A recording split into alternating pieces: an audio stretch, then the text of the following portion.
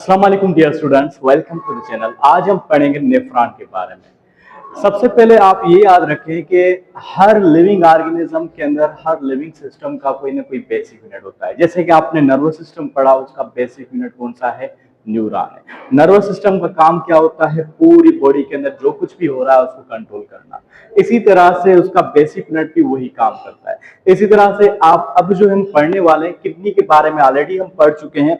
Kidney एक filtering organ होता है जो कि यूरिनरी सिस्टम का एक हिस्सा है, या एक्सक्रीटरी सिस्टम भी कहा जाता है।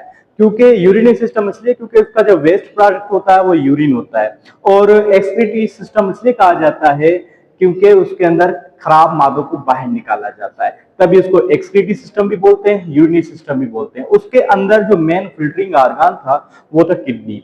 ठीक है, आज हम पढ़ेंगे कि किडनी के अंदर ऐसा क्या है जो फिल्टरिंग का काम करता है। जैसे कि हम कहते हैं कि फिल्टर है, कोई फिल्टर प्लांट होता है जो फिल्टर पानी करता है, लेकिन उसके अंदर भी कोई ऐसी चीज होगी जो सीविंग करेगी, उस पानी को जो है उसमें से खराब चीजों को निकालेगी, तो ही जो है फाइनली जो है पानी बिल्कुल ठीक बनता है। इसी तरह से अब हम जो है पढ़ेंगे कि किडनी के अंदर भी ऐसा कुछ है जो इस तरह से काम करता है, उसको हम नेफ्रॉन कहते हैं।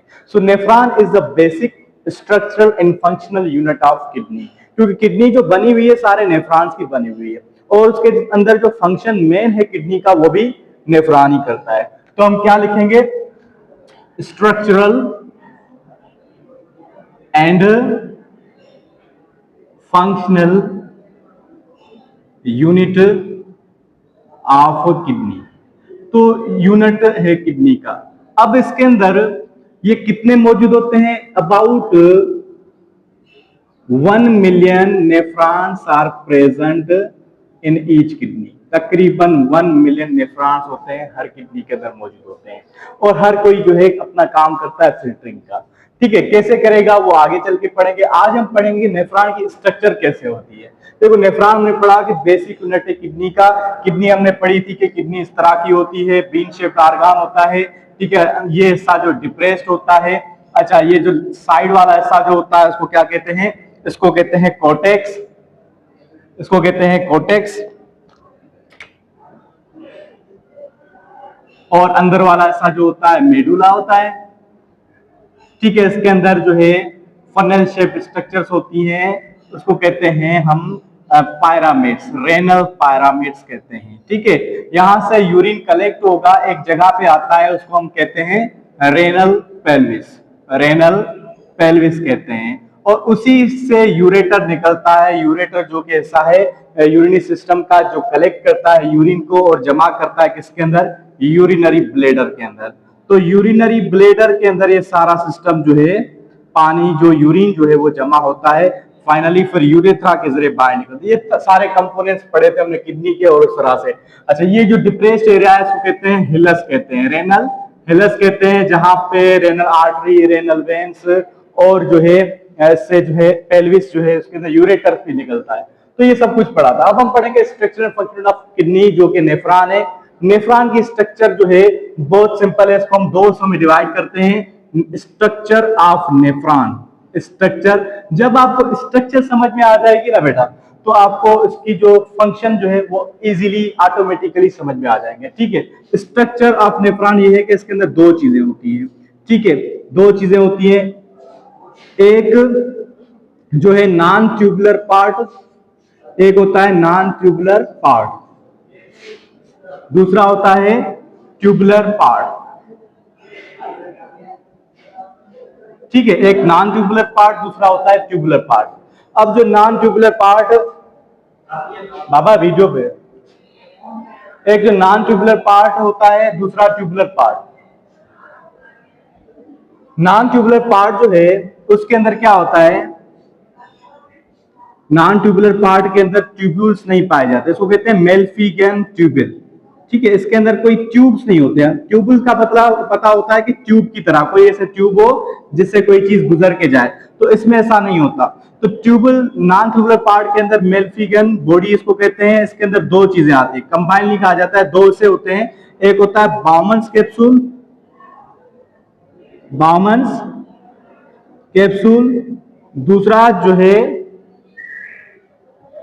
दूसरा होता है ग्लोमेरुलस, ग्लोमेरुलस। ये क्या है glomerulus? Tuft of capillaries, tuft of capillaries ये मौजूद होते हैं।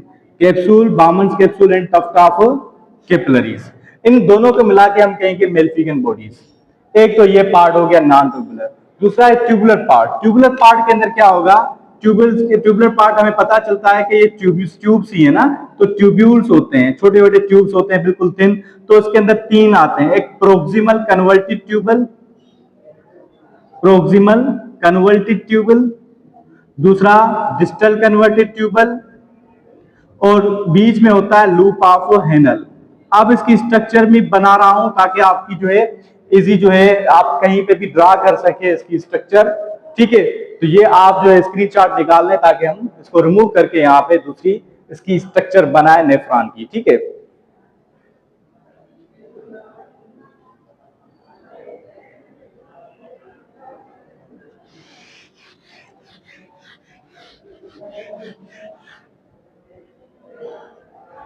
हमें पता है कि नेफ्रॉन जो है कप लाइक स्ट्रक्चर से स्टार्ट होता है, ऐसे जैसे कि बिल्कुल जो शेर अपना मुंह खोल के बैठा हो उस तरह से ये स्ट्रक्चर होती है, कप लाइक स्ट्रक्चर, या आप उसको कैप्सूल भी कह सकते हो। कैप्सूल क्यों कहा जाता है? क्योंकि कैप्सूल जब आप लेते हो तब अपने दवाई खाई होगी तो कैप्सूल जो है उसमें दो हिस्से होते हैं, तो उसका एक हिस्सा अगर निकाले तो आपको इस तरह से नजर आएगा, तो ये कप लाइक स्ट्रक्चर नजर आएगा, इसको कहेंगे बाउमन्स कैप्सूल।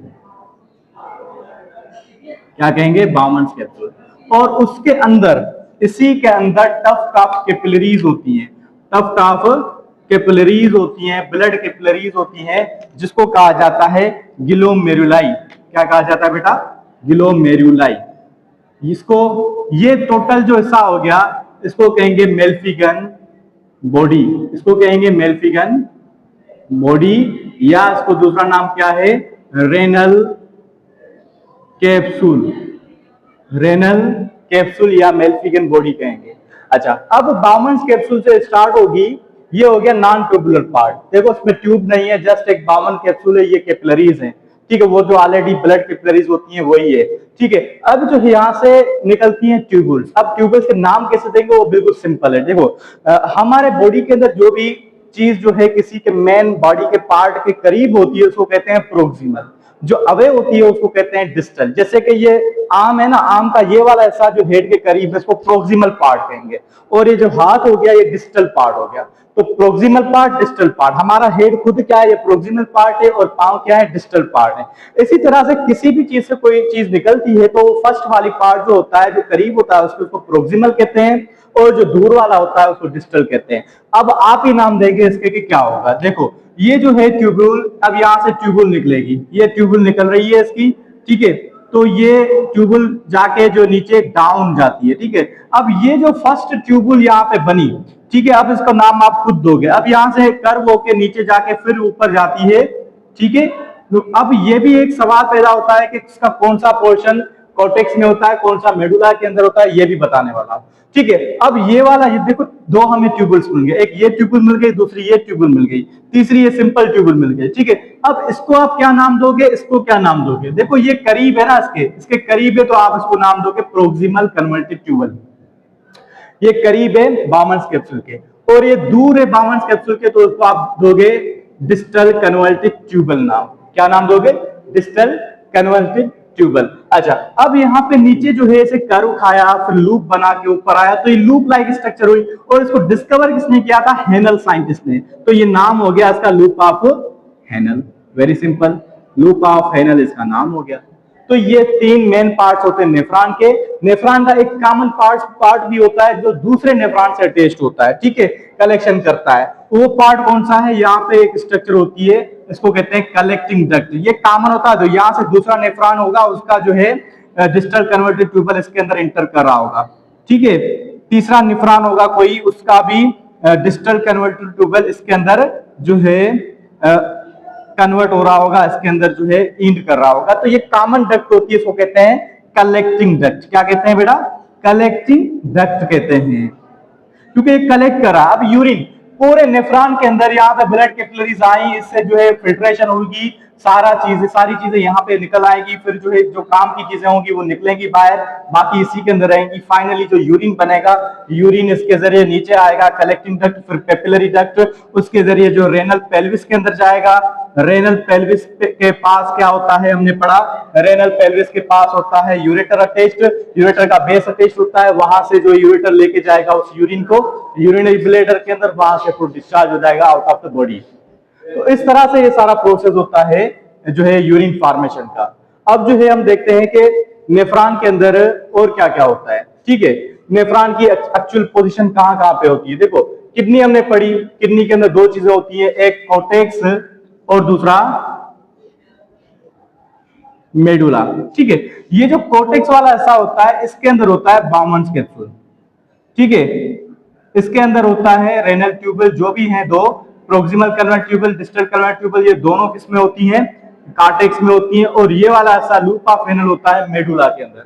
ठीक है, अच्छा जितना लूप ऑफ रेनल बड़ा होगा उतना जो है ब्लड यूरिन जो होगा वो कंसंट्रेटेड बनेगा। वो लूप ऑफ रेनल क्या करता है, पानी को रीअब्सॉर्ब करता है। वो हम पढ़ेंगे नेक्स्ट लेक्चर के अंदर, जब हम पढ़ेंगे कि फंक्शंस ऑफ किडनी क्या है, फंक्शंस ऑफ नेफ्रॉन कौन से हैं। ठीक है, उस सब पढ़ने से पहले यहाँ पे एक और चीज मैं नोट करवा लूं कि नेफ्रॉन के अंदर एक यहाँ पे कैपिलरीज जो हैं, कैपिलरीज देखो ब्लड आएगा तभी फिल्टर होगा ना, तो ये होगी स्ट्रक्चर पूरी नेफ्रॉन की।